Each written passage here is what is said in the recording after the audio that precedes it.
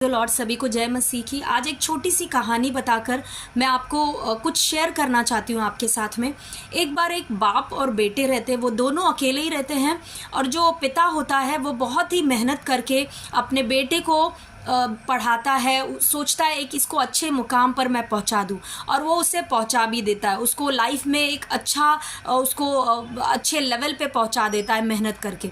और ऐसा होता है कि वो बेटा अच्छे नौकरी पर लग जाता है और वो सोचता है कि मेरे पिता ने ज़िंदगी भर मेहनत किया, मुझे पढ़ाया लिखाया, अब मेरी बारी है, मैं अपने पिता को सारी आराम की चीज़ें दूंगा।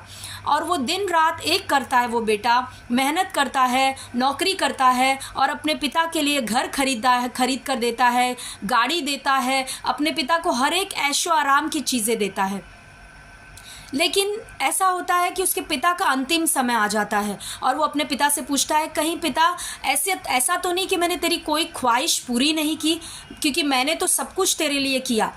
तो उसका पिता कहता है, मेरे बेटे तूने सब कुछ मेरे लिए किया, लेकिन मेरी एक ख्वाहिश अधूरी रह गई और वो ये थी कि तू मेरे साथ बैठता, मेरे साथ समय बिताता, हम दोनों बातें करते, हम दोनों बहुत सारा समय बिताते, हम दोनों एक साथ संगति करते।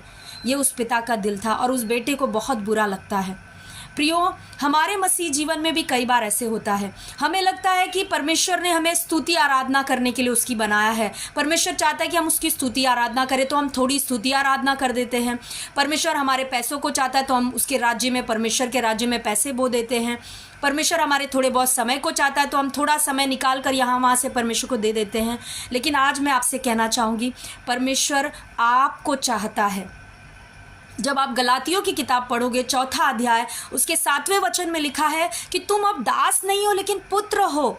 अब आप और परमेश्वर का रिश्ता जो है वो बाप और बेटे का रिश्ता है। ये हमें समझना पड़ेगा। जब तक इस बात को हम नहीं समझेंगे, हमारी मसीहत एक धर्म बनकर रह जाएगा, एक रूटीन डेली का बनकर रह जाएगा और कोई मज़ा नहीं रहेगा हमारी मसीहत में। हमें जानना पड़ेगा कि वो हमारा अब्बा पिता है और हम उसके बेटे हैं, बेटियां हैं, और वो चाहता है कि हम पूरी रीति से उसके हो जाएं, आधा अधूरा नहीं। आज समय है, अपने आप को पूरी रीति से समर्पित करिए, हर तरह से समर्पित करिए और कहिए, पिता अब मैं कुछ नहीं कर सकता, आप सब कुछ करना, मैं सिर्फ आप में मगन रहूँगा, मेरे दिल और दिमाग पे सिर्फ पिता आपकी बातें चलेंगी, आप चलोगे।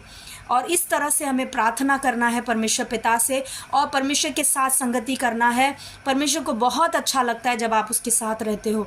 आपको अपने समय को छुड़ाना है, रिडीम करना है दूसरी चीज़ों से, और वो समय पिता के साथ बैठना है, और कुछ मांगने के लिए नहीं, बस उसे अनुभव करने के लिए।